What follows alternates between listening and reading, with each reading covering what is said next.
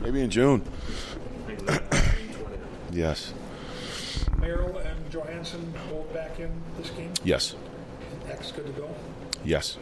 With the penalties, as these series, John, wear on and the animosity builds up, how much do you have to remind your guys to continue to have that penalty discipline, and how important will it be tonight? Yeah, I think it's. I think we want to remain the competitive nature that we've played with, and I think there's some penalties. We had some high sticks, which we got to control our sticks more. Obviously we had the too many men, so I think there's some things in our control. I think that we just need to be a little bit aware of and better. And normally we are, but I think getting back now in tonight's game, that's going to be important for us. With Phil Gustafson, 42 saves last game, it feels like down the stretch, the final month into the playoffs, he's got an edge to his game. How much do you think your team feeds off his confidence in that goal? I think the guys feed off it for sure. When you get strong goaltending and the guy back there is playing well and making saves he should make, and I think his demeanor and his competitiveness, you can see the combination of the two has been really good, and I think that's what you need to win any time. But I think when your goaltender's playing that solid consistently, and as you said, I think the demeanor that he's playing with, I think it breeds confidence through the team for sure. You make a decision on kind of who's up top on the power play now if Merrill is in? We're still talking about that, actually. I have an idea, but I'm going to just finalize it before we get into the meetings. Cassidy mentioned how tough it's been for them at times to get inside on you guys. Like, what's been the key in keeping them to that outside of their shots, and how important is that kind of going forward here? Yeah, I think it's important. I mean, when you're in the D zone, I think your body positioning and your positioning in general is important. That you want to defend the good ice, but it's not just packing it in either. I think when you're in board battles and outside, they've had some times where some shifts too, where they've had a lot of possession time. But I think it's your angles, your stick positioning, your body positioning is important at the puck as well as away from the puck. There hasn't been a lot of production from Nyquist since he got here. I think 2 shots on goal in this series. Like, what do you like about his game? What do you appreciate under the hood, I guess? I think you're always going to go back to a guy and talk about production. And, I think sometimes when you go through playoff series that sometimes guys score early or get points early. Sometimes they don't. Hopefully you can keep playing and series extend and you continue to be able to play and guys can find their footing in that respect. I think with Gus, he's a veteran player. I think he understands how to play in these environments. He plays a strong two-way game. He's very responsible. And, he adds to our penalty kill. I know he hasn't gotten out the last few times on it, but he is a good penalty kill for us. So I think there's lots of value to having a player like him in your lineup. Sounds very similar to how you feel about Goudreau too, right? It sounds very similar to the characteristics you talk about. Yeah, very much so. I think they're both veteran guys that I think play both sides of the puck well. They have the ability to score. But I think when if they're not, or the puck doesn't go in for them, they're guys that, they don't beat themselves. They don't do things that put you in tough spots as a team. They just keep playing the game the right way. What's the biggest challenge for Merrill coming in Game 5, right? The playoffs are a different level. Game 5 of the playoffs is a different level than the start, like to come in cold. Well, I think for him, he's had lots of playoff experience, and I think it's what you do, in your preparation and getting ready. And I don't think it's any different if you make a lineup change or there's an injury or whatever. Someone's always going to come into the series. It's just preparing yourself to do what you do. And I'm confident in his experience and the work that he puts in, and he's going to come in and play the game that he needs to play.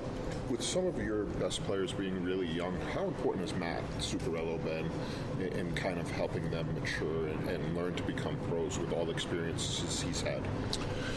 He's been really helpful. I think that, Zuki's got obviously a ton of experience, and I think he's a really smart hockey, not just a hockey player, a hockey guy. And, I think he communicates well with some of the younger guys, obviously, with Kirill, but I also think he's got a relationship with Bolds as well. More of the offensive-minded players, and the thing I respect about him as well is it's not just all about the offense with him too. I think he leads by example, and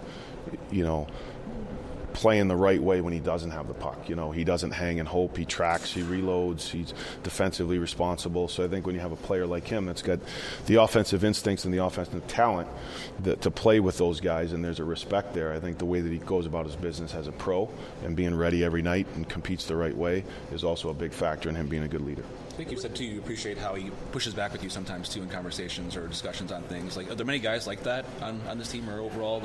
I think we have good. I guess when I say that is, lots of times you can have meetings with your leadership or you can talk about, a game plan. Here's what we're seeing. Sometimes the guys see something a little bit different or have a question, and sometimes they don't necessarily will say it. I think Zuki's in a good way. I think he'll give feedback, and I ask for his feedback on, this is what we're seeing. What do you see? This is what we're thinking of doing. So I do respect that. I think you do need that, but that's why I really enjoy coaching the team too. I think that the leadership group or the guys that would have a voice in leadership meetings or in team meetings versus maybe young guys that don't want to speak up. I think the guys feel free to have a conversation about something, and that's what I think that's what you need to get better and have true relationships. With Eve, from the press box, we don't really get to see the shooting lanes. We think we should see it, but we a lot of times don't. But we haven't seen him get a lot of shots. I mean, have they not been there for him, or has he been tentative like you might expect a 19-year-old sometimes? I think it's been a combination, Mike, to be honest. I think that there's times maybe he could trigger and he's maybe used to having just a little bit more time and space than he does, where almost you got to trigger right away when the lane's there. I think there's other times where the shot lanes haven't been there, and to his credit, he hasn't just shot the puck to shoot the puck. That's the other thing I do like about him, is that I think he knows when you sit down and talk to him, when you show a video, he's like, yeah, there was the lane, and I'm used to doing this, and it's not there now. But then when he doesn't have it, it's not, even when the fans are yelling, shoot it, he makes the right play, and I think that's the swagger you respect about him. Does the reconfigured line, the top line with Eichel, does that present a different challenge? Yeah, it does present a different challenge because it's a different line, right? And there's different dynamics to the line. I think there's a few things, but yeah, certainly when you switch out players and put, I think Karlsson adds a different dimension than Stoney does. Stoney brings certain things to the game. Karlsson brings certain things to the game. I think Doriev's still there, so that hasn't changed, but you do see the different strengths of the players that you just need to be aware of. I think Eichel had 13 shot attempts last game. Do you start to see him be a little more dynamic in this series? I know the production isn't there yet, but you start to see him and Stone kind of... I don't think it's unexpected. I think when a player, a top player, wants to produce, can produce, and is a productive player, sometimes the more you shoot, the more you trigger. I figured that he was going to shoot some more pucks, that's what normal guys would do, right? Yeah. So we're aware of that, but it's not something that it's unexpected. Thank you, John. Okay, thanks, guys.